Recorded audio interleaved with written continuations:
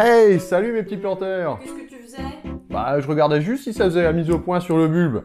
Et j'essayais de monter le jump cut aussi, pour essayer. Bienvenue mes petits planteurs dans ce 3e épisode d'Herba. Et une nouvelle fois, vous avez voté sur Facebook et vous avez élu la tulipe contre l'ail. C'est con, c'est bon l'ail, dans un petit gigot. Puis on a essayé le gigot à la tulipe, mais putain, c'est dégueulasse. Hein. Et ça faisait un moment que j'avais envie de parler d'un... Donc aujourd'hui, nous allons parler d'une des plantes bulbeuses les plus célèbres, le symbole culturel de l'autre pays du fromage, la tulipe.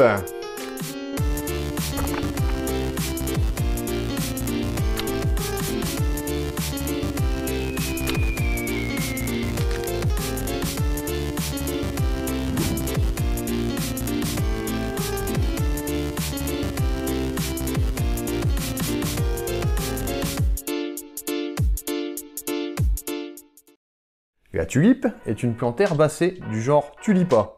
Au moins, c'est pas compliqué à retenir pour le coup. Et de la famille des Liliacées, comme le lys, la narcisse ou le muguet. La plante, qui forme un vrai bulbe, c'est-à-dire un organe qui lui sert de réserve pendant sa période de dormance, contrairement par exemple aux rhizomes des bambous ou aux cormes des crocus, qui eux sont plus finalement des tiges renflées et pas vraiment des vrais organes de stockage. Ah oui, un petit truc que j'entends souvent aussi, c'est « Avez-vous des oignons de tulipe ?» Bon, on comprend, hein, mais le terme c'est « bulbe de tulipe ». Sinon c'est quoi ça? Un oignon d'oignon? Mais bon, je digresse, je digresse. Grèce. Quoi? La plante est originaire de l'Himalaya et fut importée au XVIe siècle de Turquie par un ambassadeur autrichien en poste au temps du grand Soliman le Magnifique. Le mec, avec un nom comme ça, avait tellement le melon que ça se voit en plus. Et quelques années plus tard, c'est Charles de l'Écluse, un botaniste, qui la présentera dans les jardins hollandais où elle fit tout de suite sensation. Depuis, elles n'ont eu de cesse d'être hybridées et sont regroupées en 15 types, ou plutôt 15 divisions. Un peu comme dans Bleach, même s'il y en a que 13 dans le manga, mais bon, pareil, je digresse un peu. Graisse un peu. Quoi? Mais non, mais pas 2 fois, quoi! Je vous les passerai bien une par une, mais ça va prendre des plombes et certains risquent de s'endormir. Mais on reparlera de certaines divisions dans la suite de la vidéo. Et j'ai failli oublier, on doit l'établissement de son genre Tulipa. Ah, bien sûr, ce bon vieux Karl. Ah, putain, on sait que t'es un ouf, hein, mais laisse un peu de boulot aux autres quand même. Hein.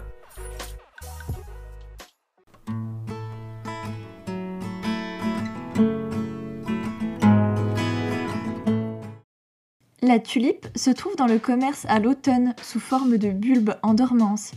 La plantation peut se faire de fin septembre à début décembre dans un terrain bien drainé avec une exposition ensoleillée ou légèrement ombragée.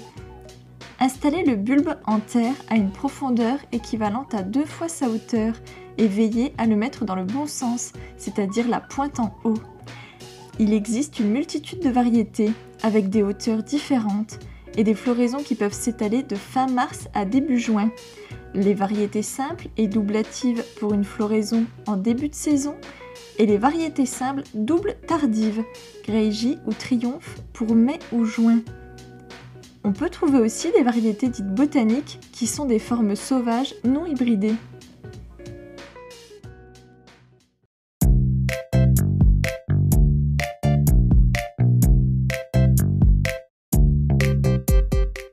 Ah, pour les anecdotes, il y a pas mal de trucs à dire sur la tulipe. Et on va commencer avec un peu de langage des fleurs. Alors une tulipe rouge à cœur noir signifie une folle passion. Et une tulipe jaune signifie un amour impossible. Vous savez quoi offrir à votre maîtresse désormais, bande de galopins. On poursuit avec un événement bien connu des historiens. Le XVIIe siècle subit la tulipomanie, un événement qui a failli mener l'économie hollandaise de l'époque à sa perte. Ça craint. La tulipe a créé la première bulle spéculative de l'histoire, et oui! Les sujets, à floraison panachée, sont très prisés des collectionneurs, notamment ceux de la division 9, les Rembrandt, dont l'estimation actuelle d'un seul bulbe serait d'environ 90 000 €. Oh, ce gros silence de la Mastercard!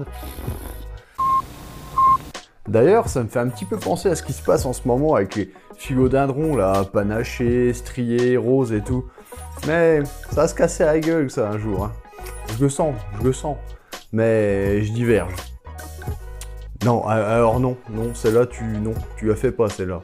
Et vers 1635, et la multiplication des entreprises qui fabriquaient ces bulbes, tout se casse la gueule et certains investisseurs hollandais ne s'en remettront jamais. D'ailleurs, ces fameuses tulipes de la division 9 étaient à la base atteintes par un virus, le potivirus, transmise par un puceron, comme la variété Viceroy, interdite par la suite, mais recréée avec des sélections à l'heure actuelle. Parlons maintenant de la 10e division.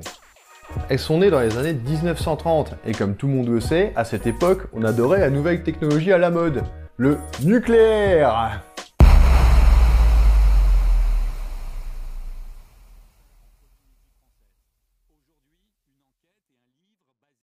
Enfin, dans ce cas-là, plus particulièrement les rayons X. Et les mecs de l'époque se sont dit « Eh mais pourquoi pas irradier de ouf des bulbes de tulipes pour voir ?» Et voilà comment sont nées les tulipes dites perroquets, ou nucléaires, ou je sais pas. Les bulbes de tulipes ont aussi été consommés à quelques moments de l'histoire, notamment pendant la Deuxième Guerre mondiale, quand les ressources alimentaires commençaient à manquer. Mais ce qui n'est pas trop une bonne idée, parce que déjà, c'est pas bon, et en plus ça entraîne des troubles cardiaques. Cette fleur a aussi bien évidemment inspiré de nombreux artistes, comme Franciscus de Gist, un peintre hollandais du XVIIe siècle.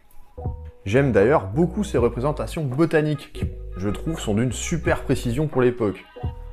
C'est bien beau, c'est bien beau, c'est bien beau, c'est bien beau, c'est bien beau, c'est bien beau. Mais aussi des écrivains, comme Alexandre Dumas et son fameux roman La Tulipe Noire, qui suscita une véritable compétition chez les horticulteurs afin de créer cette tulipe au noir profond. Beaucoup de drama autour de cette variété, qui d'ailleurs à l'heure actuelle n'est toujours pas parfaite, je trouve. Et voilà, et on va finir avec les points positifs et négatifs de la tulipe. Ah tiens, j'avais oublié cette partie pour le châtaignier. Désolé. En point positif, elle ne demande quasiment aucun entretien. On la plante, et c'est bon, plus qu'à attendre le printemps suivant pour la floraison. De plus, elle est très résistante au froid, et s'adapte bien à de nombreux terrains, et reste en place ainsi de nombreuses années. Pour les points négatifs, elle fleurit quand même pas très longtemps, et c'est à vous de jouer avec les différentes divisions afin de pouvoir étaler la floraison. Et aussi, faites attention à ne pas planter autre chose par-dessus, car une fois qu'elles n'ont plus de feuillage, c'est pas forcément évident de retrouver leur emplacement. Et voilà mes petits planteurs, c'est la fin de la vidéo de cet épisode numéro 3. Je voudrais particulièrement remercier Maxime et Chloé qui m'ont fait le nouveau générique. Bien évidemment, n'hésitez pas à mettre un petit pouce bleu si la vidéo vous a plu. N'hésitez pas aussi bien évidemment à partager la vidéo et à vous abonner, c'est super important. Et comme d'habitude mes petits planteurs, n'oubliez pas de cultiver et de vous cultiver.